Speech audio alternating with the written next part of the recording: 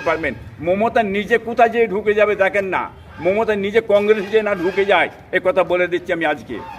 আগামী দিন আমরা দেখলাম আজকেই হাড়োয়াতে আব্দুল মাতিন সাহেবকে বিজেপির মহিলারা ওনাকে দূর দূর করে তাড়িয়ে দিয়েছেন, এই বিষয়ে কি বলবেন? দেখেন, আপনি যার কথা বলছেন এই লোকটার কথা আমি বলতে রাজি নই।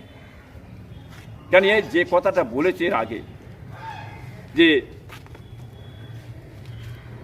সাহাবাদের বাপেরা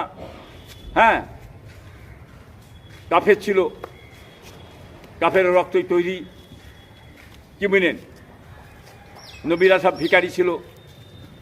আর আব্দুল মতিন বলে লা ইলাহা ইল্লাল্লাহ, আব্দুল মতিন রাসূলুল্লাহ সব বলেছেন। এসে আমাদের সঙ্গে মতবিরোধ আছে সব, বুঝলেন।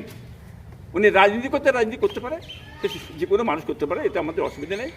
কিন্তু উনি কি জানে না হাড়োয়াতে আর কি আছে টিএমসি?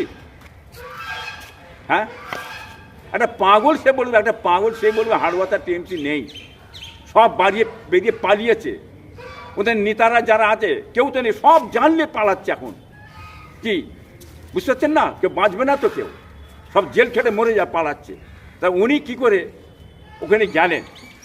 তো আমার মনে হচ্ছে এর আগে বিজেপির সম্পর্কে বহুত উল্টো পাল্টা কথাবার্তা বলেছে, কি বুঝলেন। আর সেইখানে উনি গেছেন হাড়োয়াতে, কি বুঝলেন, উনি এমএলএ হিসাবে গেছেন।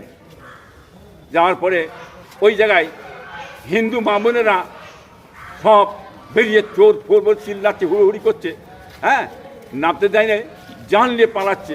ওই জায়গাটায় যাওয়াটাই তো আহমকি মূর্খপনা হয়েছে না এখন টিএমসি দেখলেই মানুষ ছুটছে, কি বুঝলেন, দৌড়চ্ছে, কত মিলেন না।